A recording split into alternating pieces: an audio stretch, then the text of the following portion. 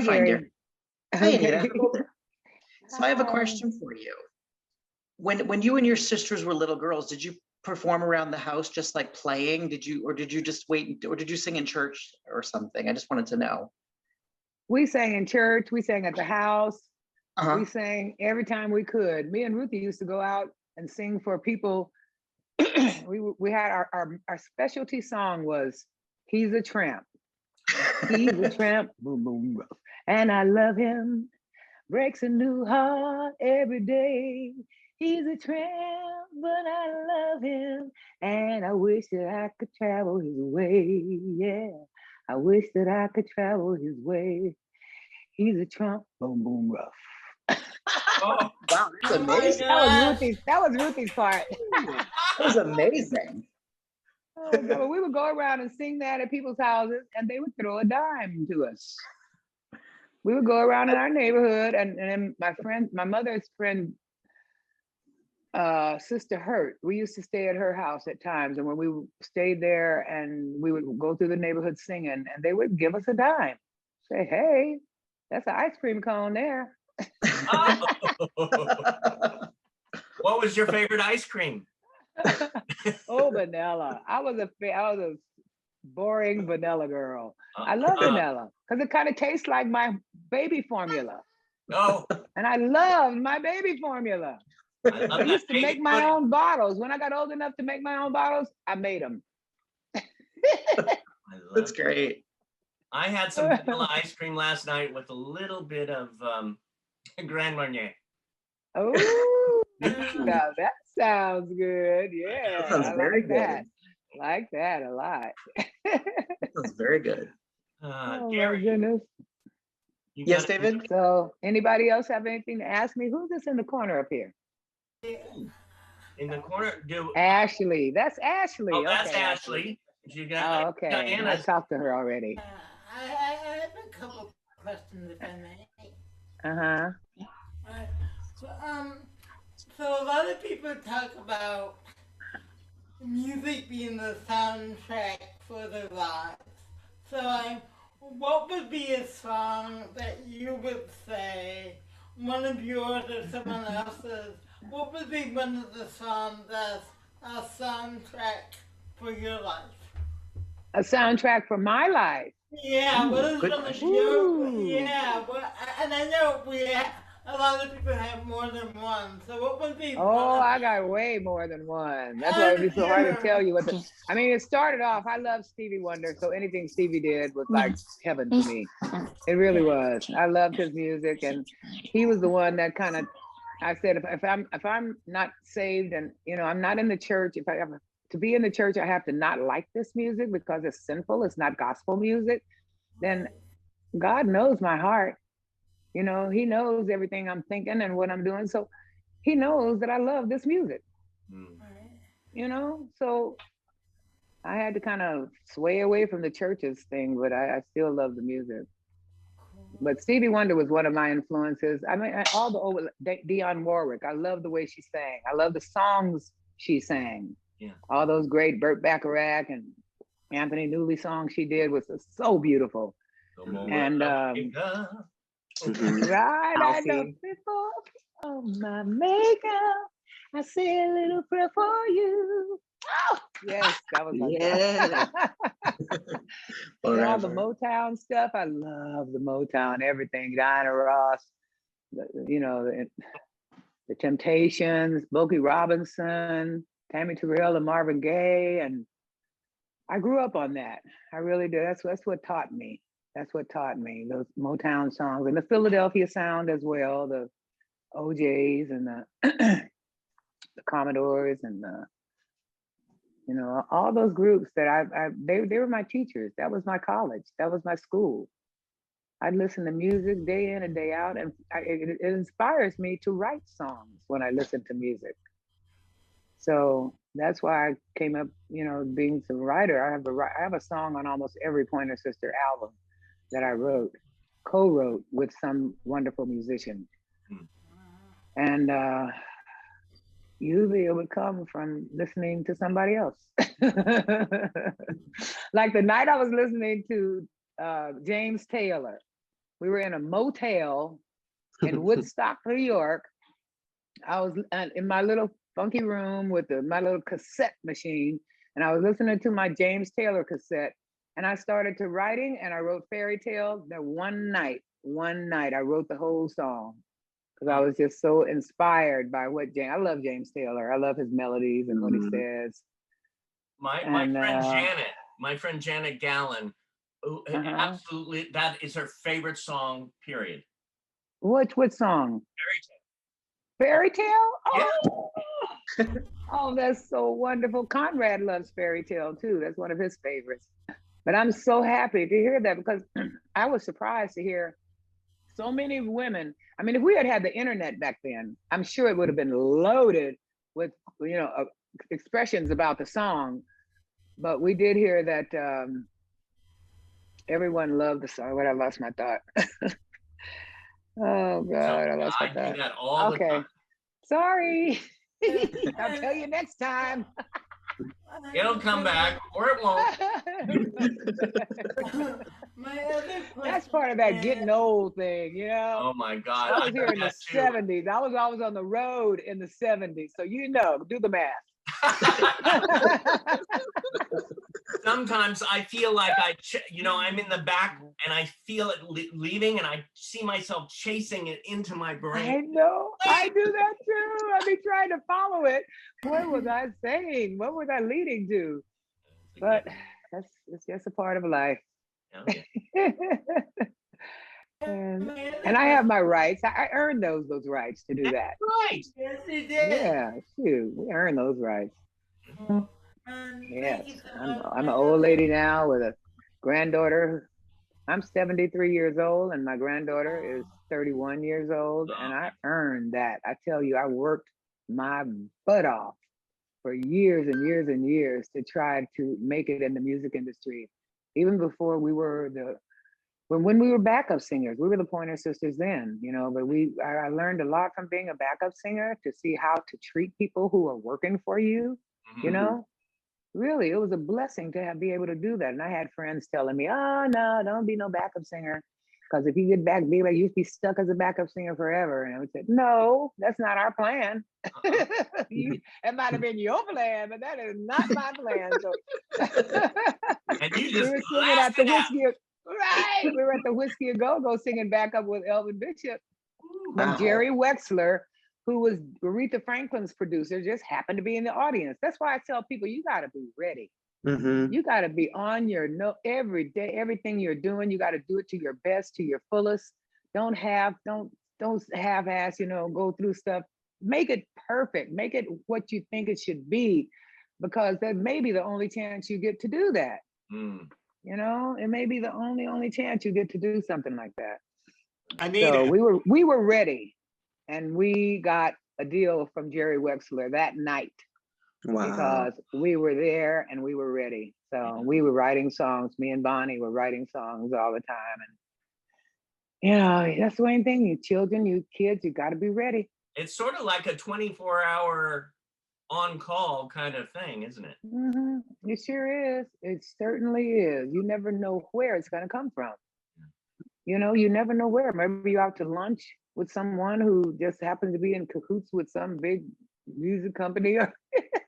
You never know. So just stay ready. You just have to stay ready. Stay ready. Yeah. Hey, and when Richard Perry decided to launch his new record label after we had gone through those years with David Rubinson, and Richard Perry, he was the producer of the year for that year. And we got with him and he was fabulous. We got songs on we got our first gold single with Richard Perry. We never had a gold single before, but when we did Fire, that got us our first gold single. 79. Made a tremendous difference. 79, huh? Okay. Yep. All right, thank you. more than my pleasure. Anytime, don't mention it. Okay. And do you remember Elvin Bishop Fooled Around and Fell in Love from 76? Oh, yes. And you know what? June is singing on that. She is? June did not go on the road with us that tour, And she stayed home and she went to the record plat and sang with Elvin Bishop on that song. Wow. She told us she did it. She was not well at the time and she couldn't tour, but she was able to go to the studio and sing, and she did great. She did great. We were really, really proud of her. That's great. Really Thank proud. God. Yeah, I know, my baby. Me and Bonnie wrote a song about June. It was out last year, and actually it came out in 2019. It's called Feels Like June. And it's a song talking about my sister June, who passed away. And me and Bonnie wrote it last year, actually, we wrote it in 2019, and it came out the beginning of 2020 on streaming and Spotify and, you know, what else? What are the other ones? YouTube, Apple Music. It's on all those. So you guys, please check it out. It's a beautiful song called Feels Like June. And we're dedicating it. It's on Alexa, yeah. Oh, great. We're dedicating it to our sister June, who passed away, who was just, I couldn't believe it. My baby sister, the youngest in the family. May she rest in peace. May she rest in peace, my darling little sister. And then last year, when Bonnie passed, it just took me. So sorry. So sorry. May she rest in peace. May they rest in peace. My deepest sympathy and my deepest condolences. Thank you. Thank you. Thank you. I miss them so much. Bonnie and June. Well, my pleasure. Anytime you mention it. Me and Bonnie and June took a trip to Texas that turned out to be a disaster, but we made it through, the three of us. Yeah. You know, we made it work. We came back, we got work. And we came back and proved ourselves to be the real Pointer Sisters. Right. Right. Yeah. By the way, of all the songs, not necessarily even the one you sang, but of all the songs, do you have a favorite song that was ever written? There are favorite songs that I didn't write even. Like there's a Burt Bacharach song that we did called Where Did the Time Go? And I think it's just so, so beautiful. Mm. It's just so beautiful, and it's so relevant, you know, to where we are now. It's like, where did the time go? We were just, you know, teenage girls, and then we were in our 20s, and then we were in our 30s, and all of a sudden we're old ladies. I'm like, what the heck? What happened here? Slow down the clock. Oh God. Yeah, I got two questions for you. Oh yes. Okay. Sure. It's more than a pleasure to meet you, and you know, I love you. All the best. Thank God bless. you. Oh, and, bless you too, Igor. Thank you so much. How did you all come to write that song? I'm so excited, I just can't hide it. How did that come about? Well, I'm so excited. I know, and I just can't hide it. That was my line. Trevor Lawrence me and Trevor wrote several songs on the Pointer Sisters albums. What a Surprise, Moving On. We have songs on almost every album, me and Trevor. We were like a writing team. Okay. And he came up with the track for So Excited, and I wrote the lyrics, and that was it. You did a fabulous job, by the way. It was really fun to do, and you know, it's a slang saying that everybody can relate to. I'm so excited about anything, about life. Right. I think that was so that's how that came about. During that time, that was my favorite song. It was like, really, it would always lift me up, and it's like you just start. The thing about that song is you'd be anywhere, and you just start singing it. You do. That's great. And I wrote every verse to that song. That's me. And you know, my sister filled in on the ad libs and stuff like that. But I wrote every verse and the hook. And me and Trevor did all the music. And me and Trevor have been writing together for years. So we brought it to Richard, and he liked it. And he put it on the first album, was titled Pointer Sisters So Excited. But for some reason, the record company wouldn't promote the record. What? They put it out and it just dropped into a hole. And so I asked Richard, I said, please don't let this song be lost. It's a great song. Yeah. And I said, we're doing a new album now, Breakout. I said, well, put it on that album. God, you know, that's never been done. Well, so what? Do it now. Let's do it now. Let's set a new precedent for this. I have Jesus. another. And he did it, and the rest is history. You know, Love that. Okay. I need to listen sometime. I have another question for you. Yes, Mhm. sure. How did you guys originally? What made you want to become a singing group? Were you guys always into music? Well, as kids, yeah, we were always into gospel music. That's the only thing we were allowed to listen to is gospel music. Right. And I love that with all my heart. I still feel So do that's my I. first I love love for Donnie music. McClurkins. I love him. Yeah, Shirley Caesar, and oh my God, it's all this so Dorothy beautiful. Norwood. Dorothy, yes, yes. And the Clark sisters. Right on. And yeah, well, we were singing, you know, around the house. We were singing as kids in church. And I forgot the question. How did you all want to start to get in music and be together as a group? And what okay. got you started? Well, we started in church as the Little Pointer sisters. And Okay. we never were little. I wasn't. Okay. I sure wasn't little. But anyway, we started off as that, and then we kind of strayed away from the church during our high school years, and you know, during those times, and right after high school. And the thing that got me into it and wanting to do it professionally, I went to Fillmore West, which is the greatest, one of the coolest places in San Francisco to see a concert. And back then it was the thing. It was the only place, Fillmore West. So we went there, and Bonnie and June were singing with the Northern California State Youth Choir, which was the choir that did Oh Happy Day. And they sang that song, and they sang other songs, and I lost it. I was in the audience, and I wanted to run up on that stage and sing with them, but I couldn't. But I cried and cried in the audience. I was like, I don't want to be up there. I want to sing with my sisters.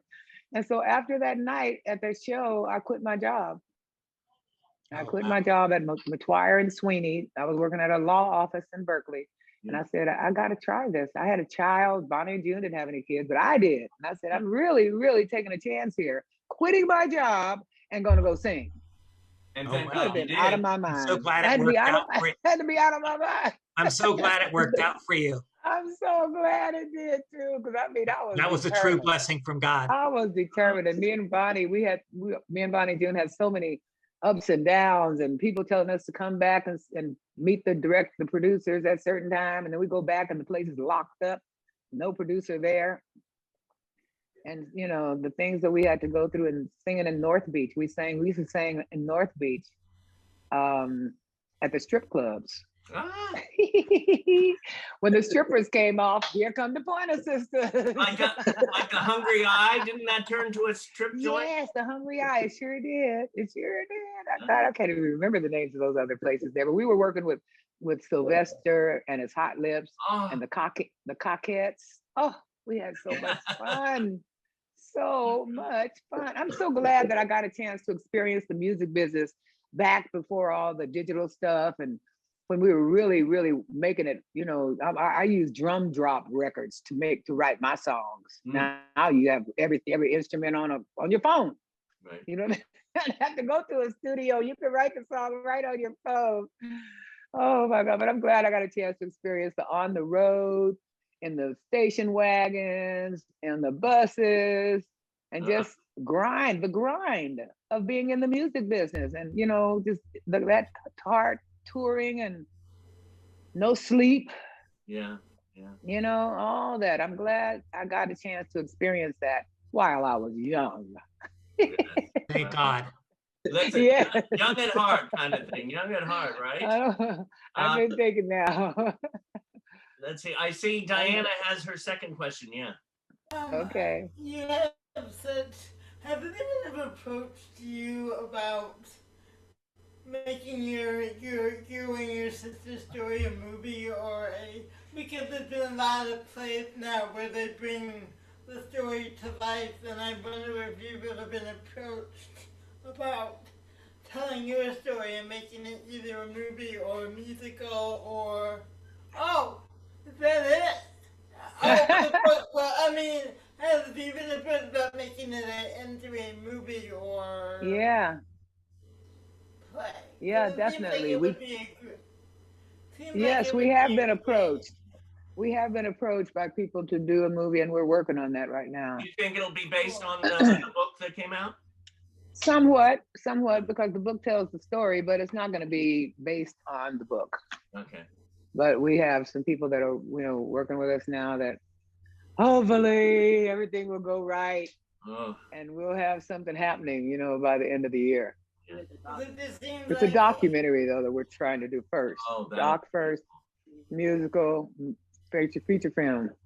Oh, that'll be great. Even a documentary would be good.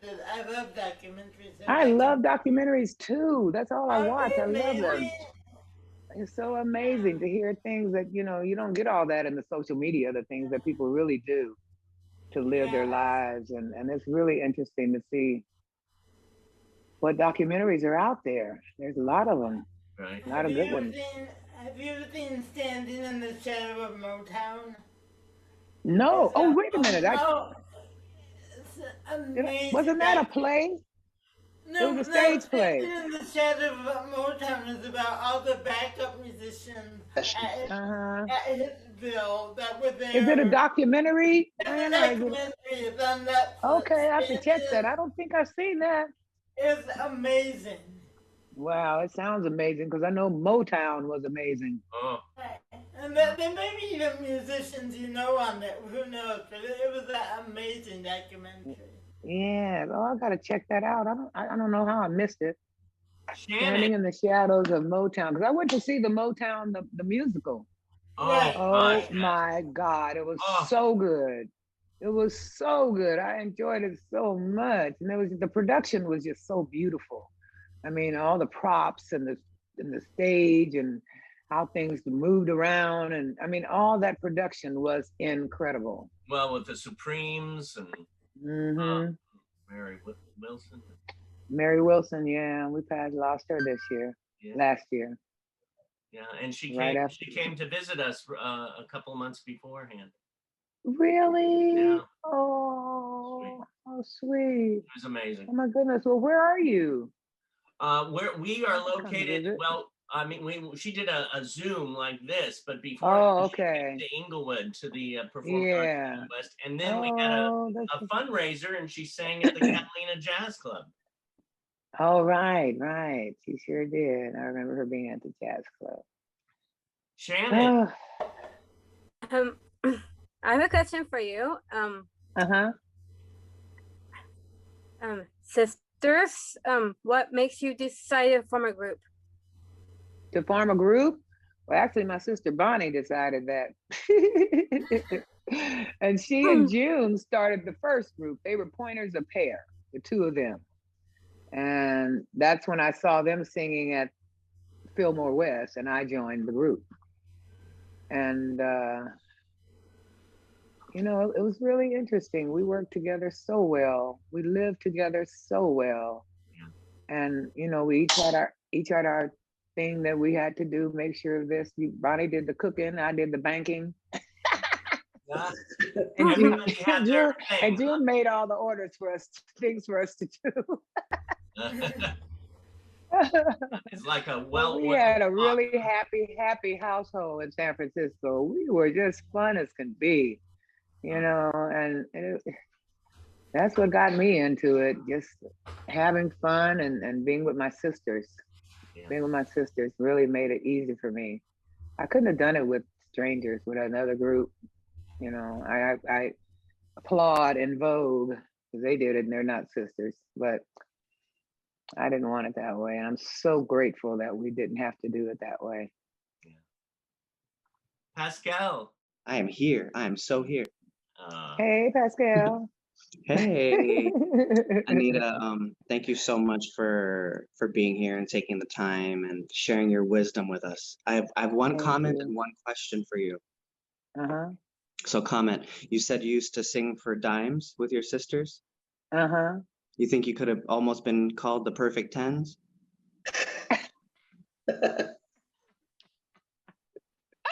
That is my comment. Now that Okay. would be a great name for us, the Perfect Tens. For the dimes, the dimes. For the Hey, the dimes, 10 yes. sisters. Yeah. Exactly, that would have been the perfect name.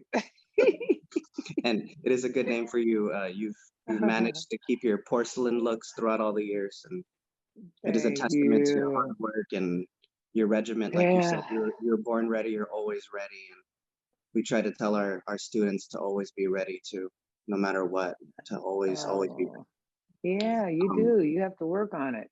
It don't Heck just come. I used to love rehearsals because that way when I go on stage, I'm confident. I know what I'm gonna do because I rehearsed it for 3 weeks, you know, or 3 Seriously. months with Ain't Misbehaving. 3 months we rehearsed with that play, but you know, I just like knowing what I'm doing, and I'm not a spontaneous kind of person too much, but I'm pretty. And My granddaughter is shaking her head. No, you're not. You're not a spontaneous person. No, you do the same thing every day. Poached eggs on rye. Roxy, come on. Miss Anita, I have one more question for you. Okay. So, as a singer in a group, how would you ladies go about approaching your harmonies? Oh, that was easy. Because as kids, when we sang in church, you better not get in my note. If I'm on this note, you better find another one. And that's what we had to do. So I'm not you going on dare sing my note. You have to find another note there. And that's what we had to do. And that's how the harmonies came about. But Ruthie just naturally had that low voice, you know? And I had the mid-range voice. And June had that, I mean, super duper high, which I could never get to and wanted to. She had that, oh, the octave she could get to was just unbelievable. And then Bonnie had that special voice that could blend in anywhere. She would make a note. She would create a note between the notes that would fit. And she was so creative that way. She really was. She really was. She'd always find that perfect note, you know, and that's what Bonnie, we all had our different places in the harmonies, and we had to stick to them or else you'd be in trouble. Was that your sister on the high harmony? That I want you. The higher one, the kind Which of song is that? The I'm so excited song. You know when you I'm go. so excited, lead. Mm-hmm. That was me. You were Of course, June is singing on top of me, so maybe that's June singing on top of me. Yeah, she hits notes I could never get to. God, that girl could sing. Oh my God, I miss her so. Oh, She you can sing too. My deepest yeah, may she sympathy. rest in peace, my darling say, sisters. I have to say, Anita, a couple things. I'm seeing that gorgeous face behind you, and it feels like she's an angel watching over you. She is. She's really, such a sweet. She was such a sweet girl, such a nice girl. Just, oh God, we had so much fun together. I mean, the times that we traveled to Texas together to try to find a record deal, got stranded in Texas, me and Bonnie and June, and had to call David Rubinson, and David Rubinson rescued us from Texas. He bought us plane tickets home, got us work. As soon as we got home, we were working as backup singers in San Francisco. Wow. And he, you know, it was just a chance that we took though, going to Texas on our own. I mean, we were planning to stay there. We had sent all our clothes and everything. We were going to stay there, and then found out the guy who took us there was a liar. He didn't know all the people he said he knew. And he didn't have all the contacts he said he had. And he just had us out there just stranded in Texas. And we had to find a way home on our own. And we did. We sure did. It's resilience. Tina. Yes, resilience. Yeah. Tina? Where are you? Oh, right in the I'm middle. right here. Oh, hi. Hi, Tina. Hi. So I have 2 questions for you. Okay. So the first one is, did you ever appear on Sesame Street? Sesame Street? Yes. Yes, we did a thing on Sesame Street. We sure did. We did the number 12. And it was like 1, 2, 3, 4, 5, 6, 7, 8, 9, 10, 11, 12.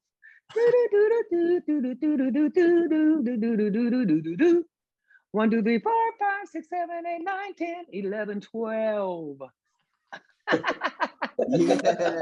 We did that on Sesame Street, and there was a whole nother part to it. It was a whole big orchestrated thing that we did. It was so great. And my kids, Jada, Fawn, and Malik, and Shigun, my brother's son, they all came to the studio and sang along. Great. So the kids are on that too. Oh, I love that. You weren't born yet, honey. That's messed up. Let's see. Yeah. I know we have So a couple. Peanut, that's what we did. We sure did. I love Sesame That's a Street. great question. And then I have and then my other question is, will you do an in-person interview with David when it's safe so we can meet you? Yes, I'd be glad to do one in person once we can get out of this quarantine state, you know. Well, we would love to have you. I sure would. I sure would do one in person. Yes.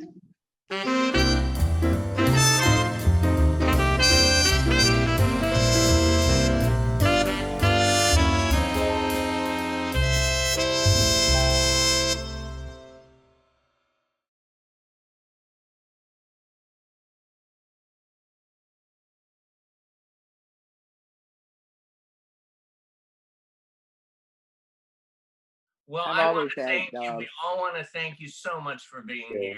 Thank you Thank so you. much. Love you. Thank you so much. Thank We love you. and miss Love you you. all. Thank you Thank you so so much. much. Thank you You so guys much. made my day. Say hi to the grandkids. Okay. Say hi to them for me Only one. too. Only one, and she's right here. Come on, look at her. Come on in. Right there. Come on, Roxy. She won't even show her face. Hi, Roxy. She's so shy. Oh. Granddaughter of mine. 82. She's so shy. And she's much too good to let it get by. Anita, that's 82. Oh, yes, she is. 82, huh? Okay. Yeah. Now I know. Oh, I know.